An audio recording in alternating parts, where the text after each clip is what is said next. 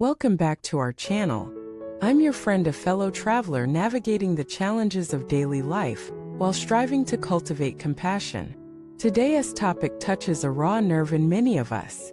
It's a question we've probably asked ourselves in moments of regret, silence, or heartbreak. Why do we always hurt the ones we love the most? And more importantly, how can we practice true compassion? The kind that doesn't just sound good, but truly prevents us from hurting others. Let us be honest, most of us want to be good people. We want to be warm, supportive, and kind. But often, without even realizing it, we lash out at those closest to us. Why does this happen? Why is it that in public we are polite, considerate, and controlled, but at home we turn sharp, irritable, or even cruel?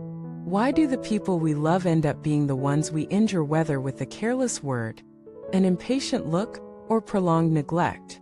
The answer lies not in our intentions, but in our conditioning. We hurt those closest to us not because we don't love them, but precisely because we do. We assume their forgiveness, their endurance, their loyalty. We know they won't walk away, so we drop our masks, our self-control, and our emotional filters. The result? A barrage of words, judgments, and behaviors that we wouldn't dare direct at strangers. And yet, these safe zones often turn into battlegrounds. True compassion begins with awareness. Not just the ability to feel sorry after hurting someone, but the wisdom to pause before the damage is done. Ask yourself this: how many regrets in your life stem from one sentence, spoken in anger, one moment of impatience, one careless dismissal of someone's pain? Often, the deepest scars are not caused by physical violence or huge betrayals. They stem from microaggressions in daily life.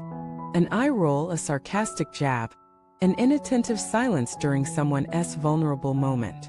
These are what we call silent wounds, deep, sharp, and difficult to detect until too late. And they accumulate over time, eroding relationships like water on stone. A master once said, "To hurt others is to lack compassion, to hurt oneself is to lack wisdom." When we vent, explode, or criticize harshly, we aren't just injuring the other person, we're poisoning ourselves. Rage is a fire that consumes its bearer first. Resentment is a toxin that corrodes our own peace. And guilt after the fact cannot undo the pain already caused. So how do we break this cycle? The answer isn't in grand spiritual acts, endless meditation, or religious rituals. It starts with a 1-second pause. That's right. Just 1 second. When you feel the heat rise, the words bubble up, the impulse to criticize swelling, pause. In that pause, ask yourself, is what I'm about to say coming from compassion or from ego? From a desire to help or a need to control? From love or frustration? If the answer isn't clear, wait. Let the words dissolve before they do damage. That second of reflection can save years of pain. In Buddhism, there's a concept called Taorojrshina, softened heart. It's not about being passive or weak. It means remaining gentle even in the face of misunderstanding. It means choosing stillness over retaliation. It means having the strength to not react, even when every part of you wants to lash out. We often confuse speaking the truth with dumping our emotion. But honesty without kindness is cruelty. Clarity without compassion is just ego dressed as righteousness. And I'm just being real is no excuse for cutting someone with words. Think about it, how many apologies have you made that began with, "I didn't mean to hurt you"? The truth is, intent doesn't cancel impact. You may not have meant to harm someone, but the wound is still there. And sometimes, no matter how sorry you are, it's too late to take it back. So what can we do? Start by paying attention to the small moments. Say thank you when someone supports you. Apologize before someone walks away. Ask how someone is feeling without waiting for signs of distress. Be the presence that offers safety, not pressure. Practice this reflection nightly. Before you sleep, ask yourself, did I hurt anyone today?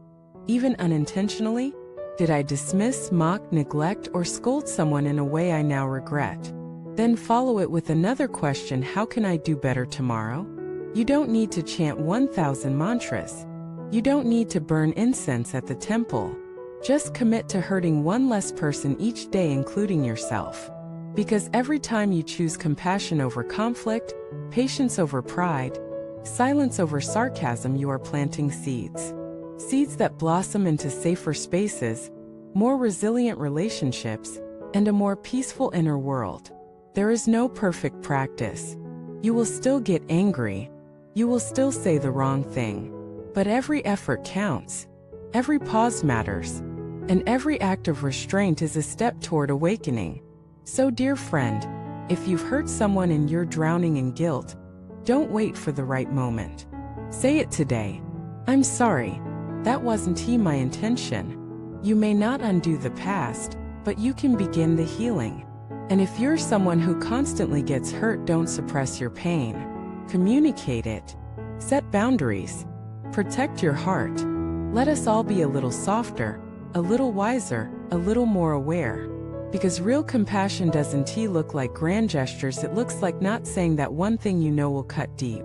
It looks like staying quiet when your pride screams to retaliate. It looks like choosing love in the most unloving moments. And maybe, just maybe, that's the greatest form of spiritual practice there is. Thank you for watching this video. See you in the next one.